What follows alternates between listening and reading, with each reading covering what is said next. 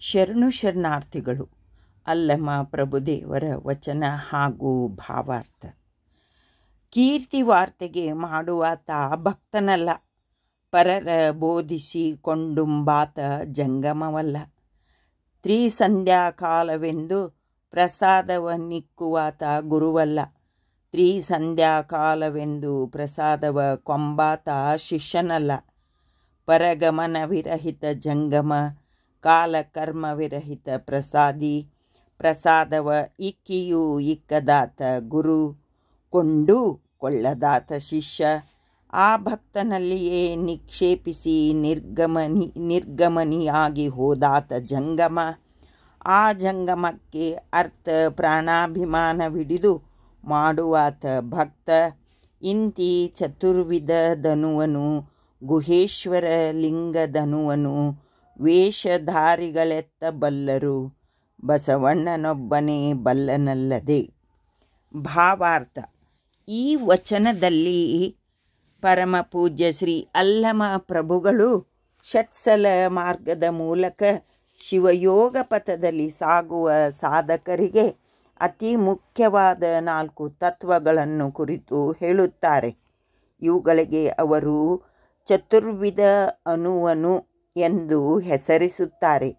ಇಲ್ಲಿ ಅನು ಎಂದರೆ ಆಧಾರ, ಬೆಂಬಲಪೂರಕ, ಸಹಾಯಕ ಎಂಬ ಅರ್ಥದಲ್ಲಿ ನೋಡಬೇಕಾಗುತ್ತದೆ.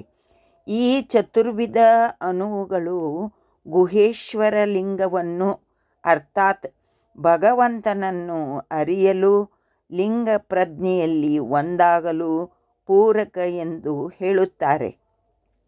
ಈ 4 ಅನುಗಳು ಯಾವೆಂದರೆ ಭಕ್ತ, ಜಂಗಮ, ಗುರು, ಶಿಷ್ಯ ಎಂಬುದಾಗಿವೆ. ಮತ್ತು ಅಷ್ಟಾವರಣಗಳ ಭಾಗವಾದ ಗುರು, ಲಿಂಗ, ಜಂಗಮ ಮತ್ತು ಪ್ರಸಾದ ಎಂಬುದಾಗಿವೆ. ಇವುಗಳ ಕಾರ್ಯವೇನು, ಘನತೆಯೇನು ಎಂಬುದಾಗಿ ಅಲ್ಲಮ ಪ್ರಭುವರು ಇಲ್ಲಿ ವಿವರವಾಗಿ ಹೇಳುತ್ತಾರೆ. ಕೀರ್ತಿವಾರ್ತೆಗೆ ಮಾಡುವಾತ ಭಕ್ತನಲ್ಲ. ಕೀರ್ತಿವಾರ್ತೆ ಎಂದರೆ ಪ್ರಸಿದ್ಧಿಯನ್ನು ಪಡೆಯುವುದು ಎಂದು ಅರ್ಥೈಸಬಹುದು.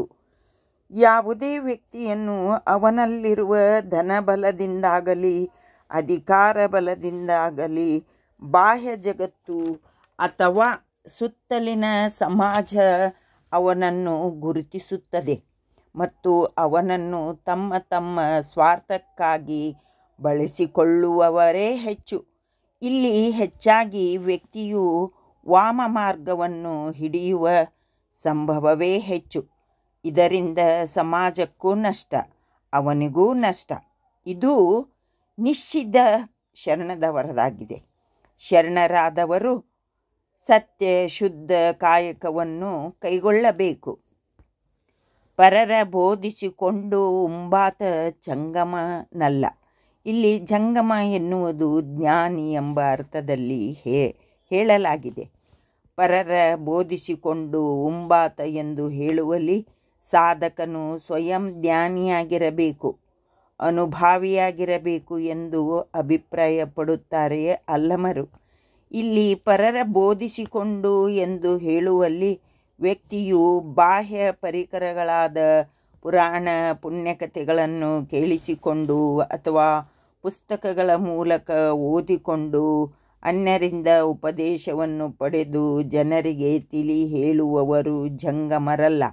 ಅರ್ಥಾತ್ ಸ್ವತಃ ಅನುಭಾವಿಯಾಗಿ ಲಿಂಗ ಪ್ರಜ್ಞೆಯನ್ನು ತನ್ನಲ್ಲಿ ಅಳವಡಿಸಿಕೊಂಡು ಸಕಲ ಜಗವನ್ನು ದೇವರ ಸೃಷ್ಟಿ ಎಂದು ತಿಳಿಯುವವನೇ ಜಂಗಮ. ಅಂಥವರು ಮನುಕುಲಕ್ಕೆ ನೀಡುವ ಉಪದೇಶ ಅತ್ಯಗತ್ಯ. ತ್ರಿಸಂಧ್ಯಾಕಾಲವೆಂದು ಪ್ರಸಾದವನ್ನಿಕ್ಕುವಾತ ಗುರುವಲ್ಲ. ತ್ರಿಸಂಧ್ಯಾಕಾಲವೆಂದು ಪ್ರಸಾದವ ಕೊಂಬಾತ ಶಿಷ್ಯನಲ್ಲ. ಇಲ್ಲಿ ಸಂಧ್ಯಾಕಾಲವೆಂದು ಅನ್ನುವುದು ವೈದಿಕರ ಪದ್ಧತಿಯಲ್ಲಿ ಪ್ರಾರ್ಥನೆಗಾಗಿ ಅಳವಡಿಸಿಕೊಂಡ ಆಚರಣೆ.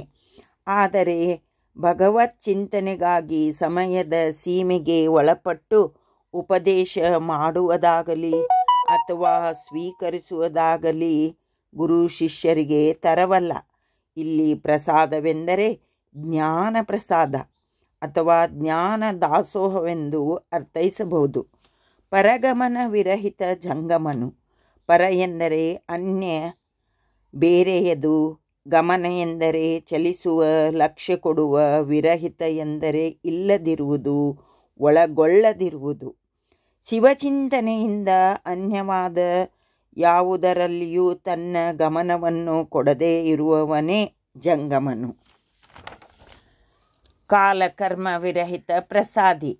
ಇಲ್ಲಿ ಕಾಲವೆಂದರೆ ಪಂಚಭೂತಗಳಿಂದ ಅಸ್ತಿತ್ವ ಪಡೆದ ಸಕಲ ಚರಾಚರಗಳಿಗೂ ಸೀಮಿತವಾದ ಸಮಯ. ಇದು ನಕ್ಷತ್ರಗಳಲ್ಲಿ ಲಕ್ಷಾಂತರ ವರ್ಷಗಳವರೆಗೆ ಸೀಮಿತವಾದರೆ ಪ್ರಾಣಿಗಳಿಗೆ ಹಲವಾರು ವರ್ಷಗಳು ಮಾತ್ರ. ಇದು ಇಡೀ ಬ್ರಹ್ಮಾಂಡಕ್ಕೂ ಸೃಷ್ಟಿಗೂ ಸೀಮಿತ. ಆದರೆ ದೈವಿ ಶಕ್ತಿಯು ಇವೆಲ್ಲವುಗಳಿಗೂ ಅತೀತವಾದದ್ದು ಮತ್ತು ಅವಿನಾಶಿ. ನಿತ್ಯತ್ವವನ್ನು ಹೊಂದಿರುವುದರಿಂದ ಹುಟ್ಟು ಸಾವುಗಳ ನಡುವಿನ ಸೀಮಿತ ಅಸ್ತಿತ್ವಕ್ಕೆ ಹೊರತಾದುದು. ಅದಕ್ಕಾಗಿ ಅದಕ್ಕೆ ಕಾಲಾತೀತವೆಂದು ಅನ್ನುವರು. ಕಾಲವಿರಹಿತ ಎಂದರೆ ಕಾಲಾತೀತವ ಶಕ್ತಿಯನ್ನು ಅರಿತು ಅದರೊಳಗೆ ಒಂದಾದ ಶರಣರು ಎಂದು ಅರ್ಥ. ಕರ್ಮ ಸಿದ್ಧಾಂತವೆಂಬುದು ಭಾರತೀಯ ತತ್ವಜ್ಞಾನಿಗಳು ವಿಶ್ವಕ್ಕೆ ನೀಡಿದ ಒಂದು ಕೊಡುಗೆ. ಶರಣರು ಸಹ ಈ ಕರ್ಮ ಸಿದ್ಧಾಂತವನ್ನು ಅಲ್ಲಗಳೆದಿಲ್ಲ.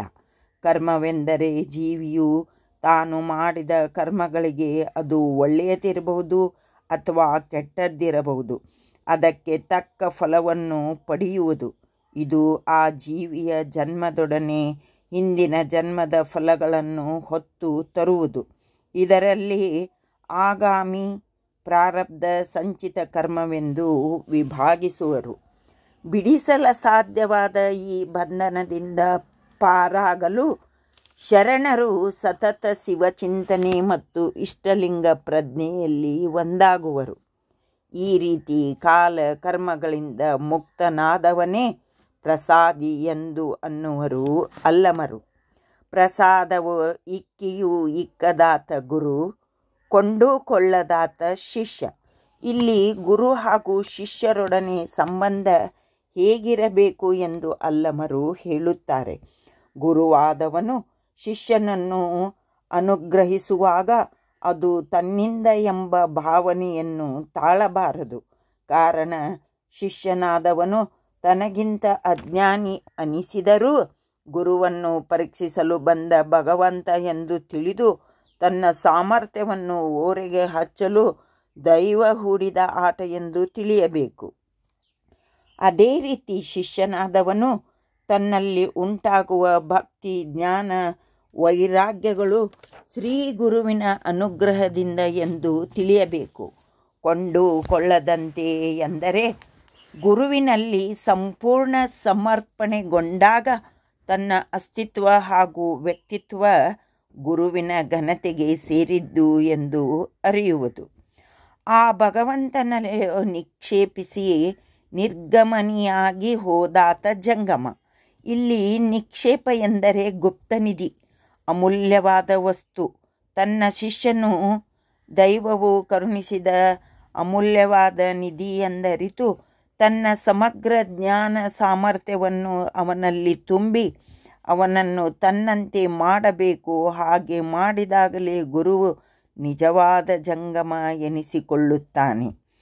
ಜಂಗಮಕ್ಕೆ ಅರ್ಥ ಪ್ರಾಣಾಭಿಮಾನವಿಡಿದು ಮಾಡುವಾತ ಭಕ್ತ. ವ್ಯಕ್ತಿಗಳು ಸಹಜವಾಗಿ ಹಣ, ಅಧಿಕಾರದ ಬಲವು ತುಂಬಿದಾಗ ಪ್ರಾಣಶಕ್ತಿಯ ವಿಕಾರಗಳಿಗೆ ಒಳಪಟ್ಟು ಒಣಜಂಬ ಅಭಿಮಾನಗಳಿಗೆ ಈಡಾಗಿ ಮನೋವಿಕಾರಗಳಿಗೆ ಈಡಾಗುತ್ತಾರೆ. ಅಂತಹ ಸಂದಿಗ್ಧ ಸ್ಥಿತಿಯಲ್ಲಿ ಗುರು ಲಿಂಗ ಜಂಗಮಕ್ಕೆ ತನ್ನನ್ನು ಅರ್ಪಿಸಿಕೊಳ್ಳದೆ ಶಿಷ್ಯನಾದವನು ವಾಮ ಮಾರ್ಗಕ್ಕೆ ಒಳಗಾಗದೆ ಅದೆಲ್ಲವೂ ಜಂಗಮ ಶಕ್ತಿಯು ಒಳಪಡಿಸಿದ ಪರೀಕ್ಷೆ ಎಂದು ತಿಳಿದು ಅದನ್ನು ಶ್ರೀ ಗುರುವಿಗೆ ಅರ್ಪಿಸಿದಾಗ ಲಿಂಗ ಪ್ರಜ್ಞೆಯಲ್ಲಿ ಒಂದಾಗಲು ಸಾಧ್ಯ ಎಂದು ಅಲ್ಲಮರು ತಿಳಿಸುತ್ತಾರೆ. ಇಂತಿ ಚತುರ್ವಿಧ ಅನುವನು ಗುಹೇಶ್ವರ ಲಿಂಗದ ಅನುವನು ವೇಷಧಾರಿಗಳೆತ್ತಬಲ್ಲರು ಬಸವಣ್ಣನೊಬ್ಬನೇ ಬಲ್ಲನಲ್ಲದೆ. ಇಂತಿ ಚತುರ್ವಿಧ ಎಂದರೆ ಗುರು, ಶಿಷ್ಯ, ಜಂಗಮ, ಭಕ್ತ. ಈ 4 ಸ್ಥಿತಿಗಳು ಅವಿನಾಭಾವ ಸಂಬಂಧ ಹೊಂದಿದ್ದು ಶಿವಯೋಗ ಸಾಧಕರಿಗೆ ಸಾಧನಾ ಪಥದಲ್ಲಿ ಅರಿಯಲೇಬೇಕಾದ ಸ್ಥಿತಿ ಅಥವಾ ಹಂತಗಳು. ಇವು ಗುಹೇಶ್ವರ ಲಿಂಗವನ್ನು ಅರಿಯುವಲ್ಲಿ ಪರಿಣಾಮಕಾರಿ ಪ್ರಭಾವ ಬೀರುವುದರಿಂದ ಇಷ್ಟಲಿಂಗ ಪ್ರಜ್ಞೆಯಲ್ಲಿ ಒಂದಾಗಿ ಅರಿತು ಬೆರೆಯುವಲ್ಲಿ ಪರಿಣಾಮಕಾರಿ. ಇವುಗಳ ಘನತೆಯನ್ನು ನಿಜವಾಗಿ ಅರಿತವರು ಬಸವಣ್ಣನವರು ಒಬ್ಬರೇ ಎಂದು ಅಲ್ಲಮ ಪ್ರಭುಗಳು ಅಣ್ಣನವರ ದಿವ್ಯ ವ್ಯಕ್ತಿತ್ವವನ್ನು ಕೊಂಡಾಡುತ್ತಾರೆ. ಷಟ್ಸ್ಥಲದಲ್ಲಿ ಭಕ್ತ, ಮಹೇಶ, ಪ್ರಸಾದಿ, ಪ್ರಾಣಲಿಂಗಿ, ಶರಣ, ಐಕ್ಯ ಎಂಬ 6 ಹಂತಗಳಿವೆ. ಇವುಗಳಲ್ಲಿ ಪ್ರಸಾದಿ ಸ್ಥಳದ ಘನತೆಯನ್ನು ಈ ವಚನವು ಹೇಳುತ್ತದೆ. ಧ್ವನಿ ಸೇವೆ ಮಂಗಲ ಮಲ್ಲಿಕಾರ್ಜುನ್ ನರವಣಿ, ಹುಬ್ಬಳ್ಳಿ. ಮಾರ್ಗದರ್ಶನ ಮಲ್ಲಿಕಾರ್ಜುನ್ ನರವಣಿ, ಹುಬ್ಬಳ್ಳಿ.